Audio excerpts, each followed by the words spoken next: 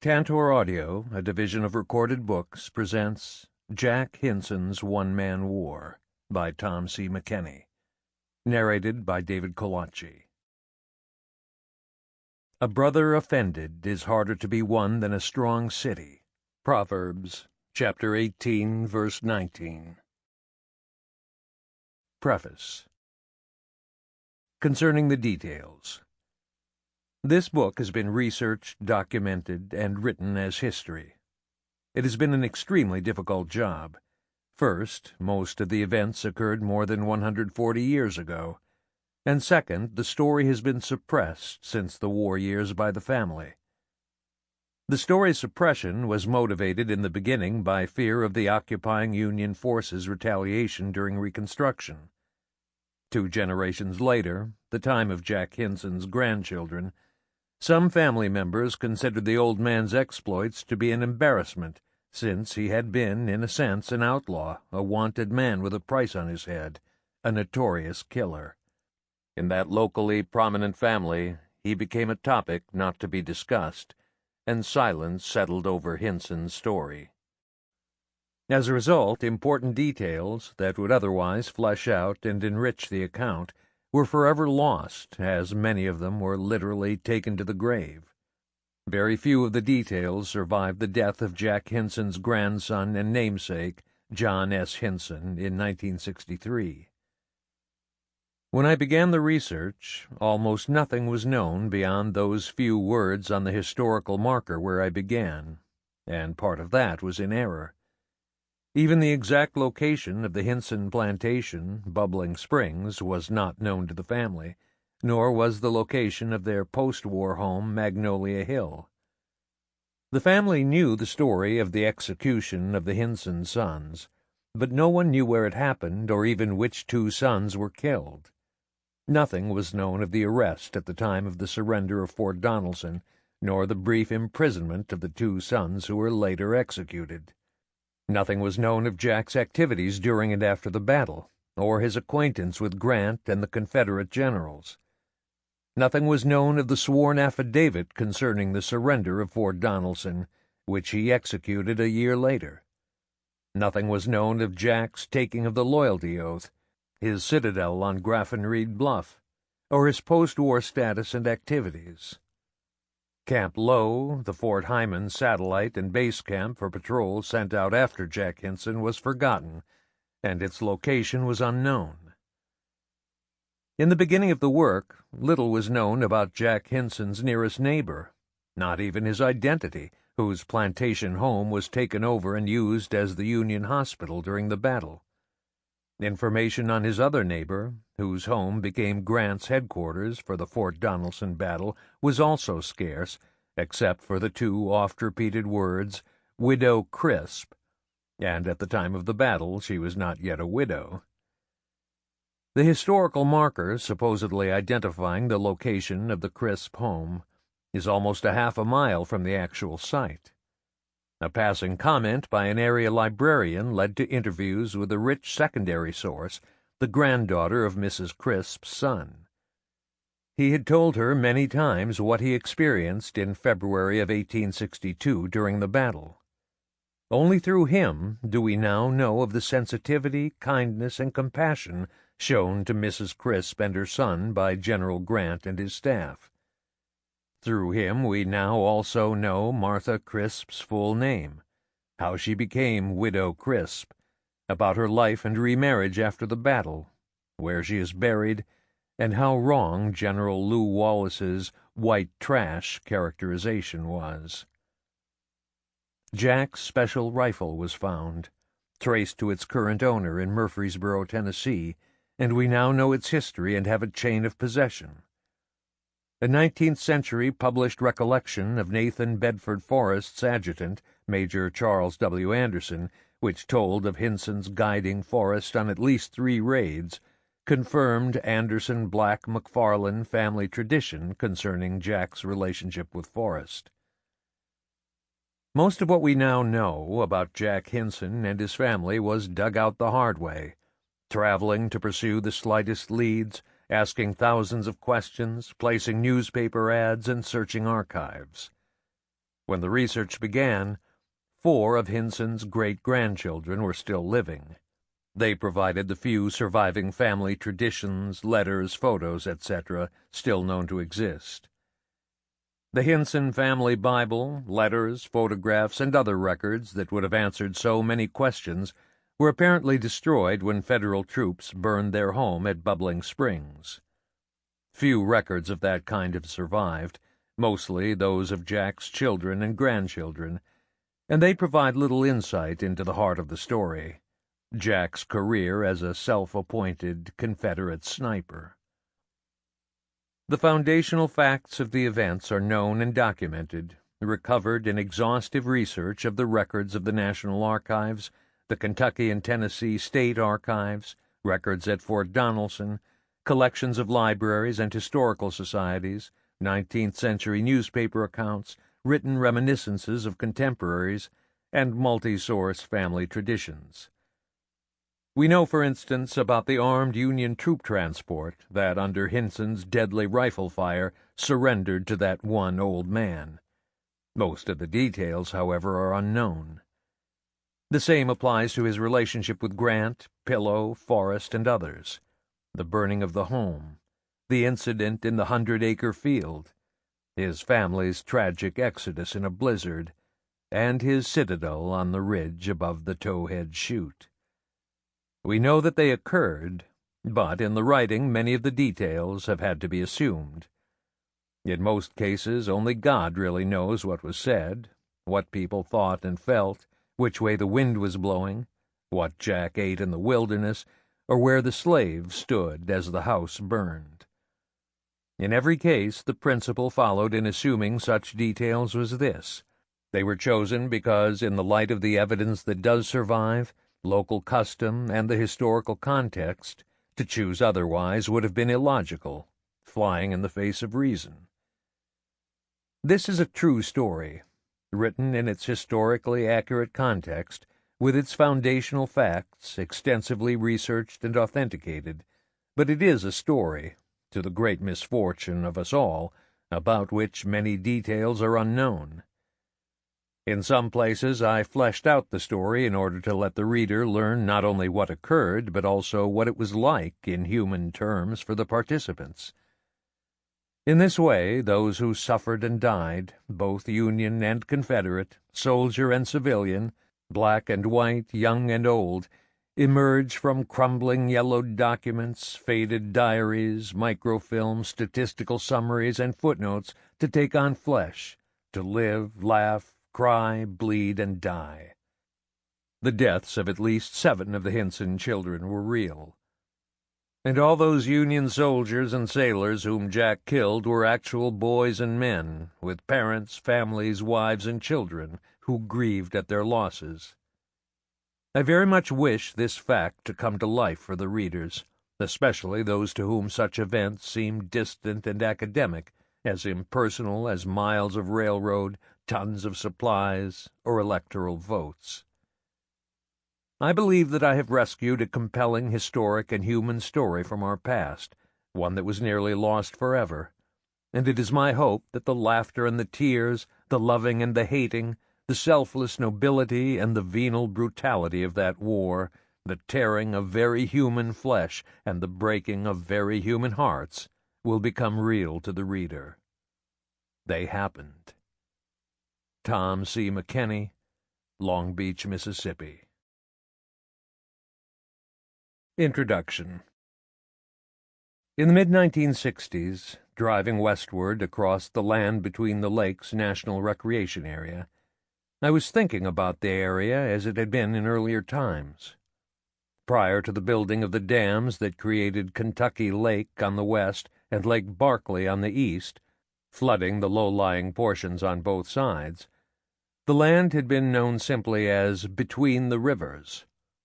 It was an inland peninsula running north and south, bound by the Tennessee River on the west, the Cumberland River on the east, and the mile-wide lower Ohio River across the north end. The place and its people were isolated. There were no bridges. In that strip of land, roughly 60 miles long from north to south, and 10 to 15 miles across in most parts, there lived some exceptional people. From the time of the earliest settlers in the latter 18th century until they were progressively driven from their homes by the federal government in the 1940s and 50s and 60s to depopulate the area, those people had been independent and self-reliant.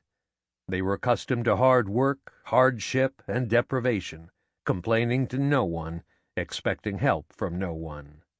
They were God-fearing people, and people who feared no one but God. They had asked only to be left alone. But those people and their homes, farms, stores, churches, and schools were gone, and as I drove I was thinking of them. In the area where the town of Golden Pond had been, I paused to look around. Only clusters of trees, traces of stone walls, and cemeteries remained of that once vital, proud little town. As I continued westward from the site of Golden Pond, I saw a historical marker, pulled over, and stopped to read it. The marker was engraved with the brief history of a man named Jack Hinson, whose sons had been executed by Union troops during the federal occupation in 1862. He had set out to avenge them, becoming a sniper who terrorized the Union Army for the rest of the war. Ever since that day I have longed to know more about the man and his story, but life had taken me elsewhere. Finally, in the early 1990s, I was able to begin to pursue the story. I went back to Golden Pond, back to that marker, noted the Kentucky Archives file number, and there I started my search. Hinson's story was virtually unknown beyond those 65 words on the historical marker, and some of that was in error. Except for fragments, the story of Jack Hinson has never before been told. Mentioned only in one small, locally published book and an unpublished manuscript in the Tennessee State Archives, he is not even the subject of a single published chapter, appearing in histories only in brief paragraphs and footnotes. Nothing has been written of what it was like for the Union occupation troops who pursued him. Now, however, their story is also finally told, woven through the narrative, after extensive research of their unit records, diaries, and letters in public archives and private collections. The story of Hinson and his pursuers is true, but it will seem like fiction. It is the story of a responsible family man, prosperous and prominent in his community, with vast landholdings. His plantation home was at times a hospice to travelers and to prominent people. General Grant had been a guest there. Although Hinson owned a large plantation with many slaves, he opposed secession. In most ways he was a fairly typical man of the South and of his time, but he didn't want to see the nation divided, and he opposed the war. His attitude was also typical of the people between the rivers and on the Kentucky-Tennessee border. Their geographical isolation was reflected in their general indifference to political matters beyond those rivers. However, as an unwelcome civil war crowded into his life, neutrality became increasingly difficult to maintain. By the time of the battle for Fort Donelson, with some of it fought on his land, his neutrality was almost untenable. And in the federal occupation that followed, one tragic act of brutality overwhelmed it. The execution and mutilation of 2 of his sons by the occupying Union Army made a deadly enemy of Jack Hinson and plunged the area more deeply into bloody conflict. He set out to get vengeance, and this he did, spectacularly. He had a rifle specially made for long-range accuracy and began a one-man war against the Union he had previously supported. As a lone sniper, he became a deadly gadfly to the occupying army and to personnel aboard Navy boats on the rivers. By the end of the war, he had probably killed more than 100. He operated alone, except when making history with Nathan Bedford Forrest as a guide. Elements of 9 regiments, both cavalry and infantry, and an amphibious task force of specially built Navy boats with a Special Operations Marine Brigade targeted the elderly man with a growing price on his head. They never got him. This is the story of one man's reluctant but savage war with his country, vengeance, and the high price that it exacts in not only one life or one family, but a toll that can be levied upon generations yet unborn with open-ended tragedy.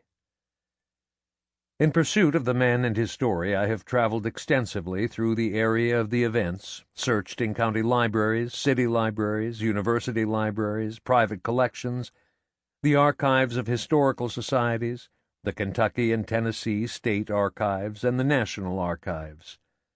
I have attended reunions between the rivers, sought out living sources, personal papers, and family records. I have climbed Jack Hinson's rugged hills, searched his forests, waded his swampland, and followed him through his creeks and meadows. He has proved as elusive to me as he was to the Union troops, who futilely pursued him and the bounties upon his head. Now, at long last, I have found him. This book is his story. Prologue. Sudden death in the early morning.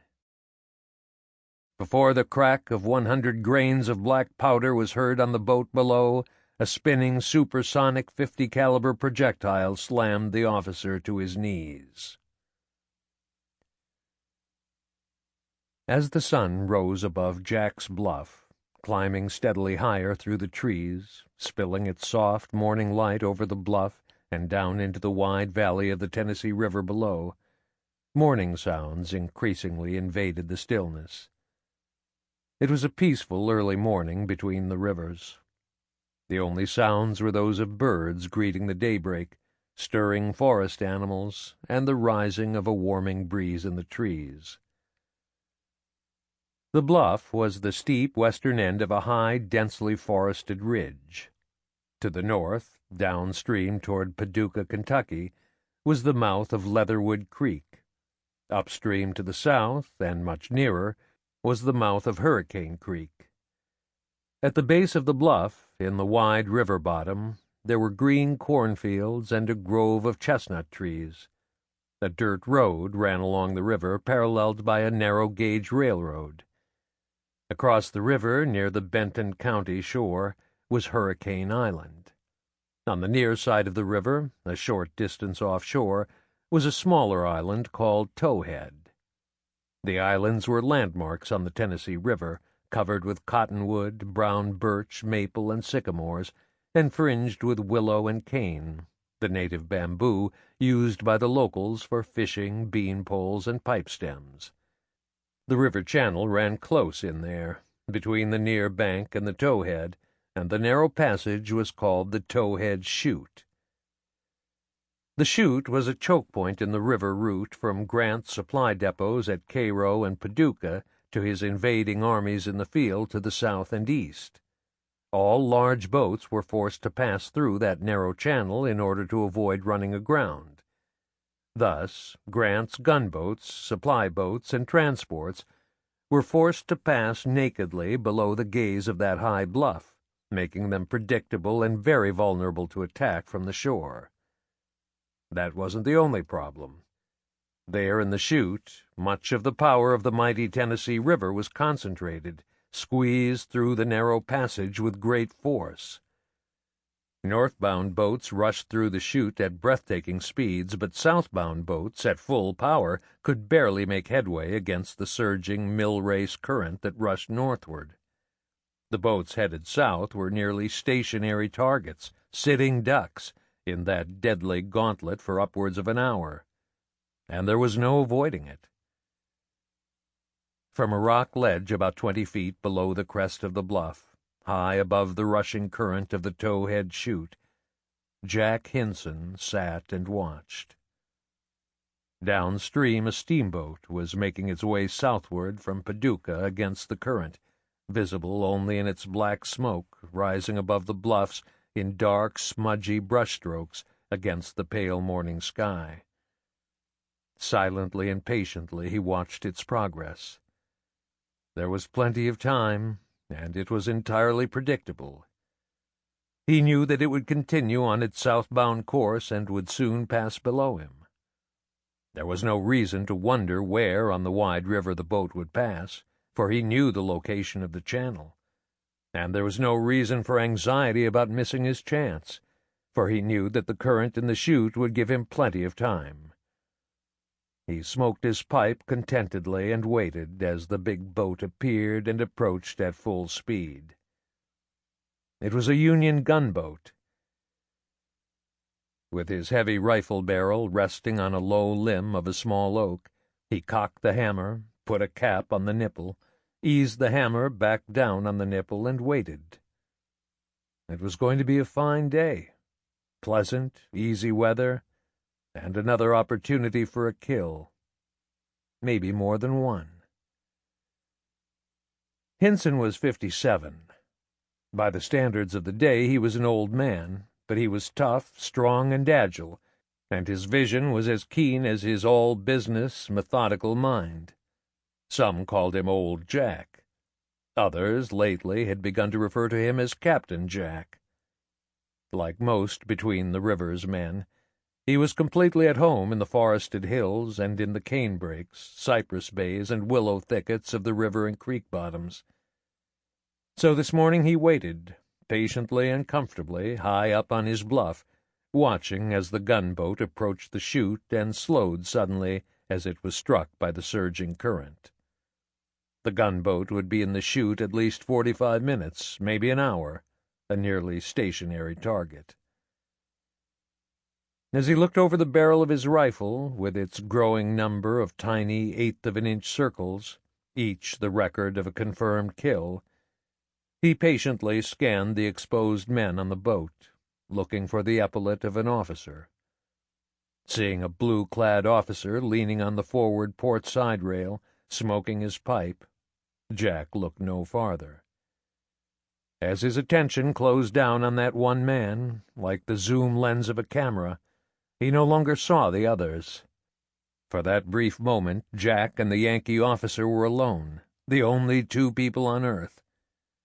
He pressed his cheek against the curly maple stock of his custom-made 50-caliber Kentucky rifle.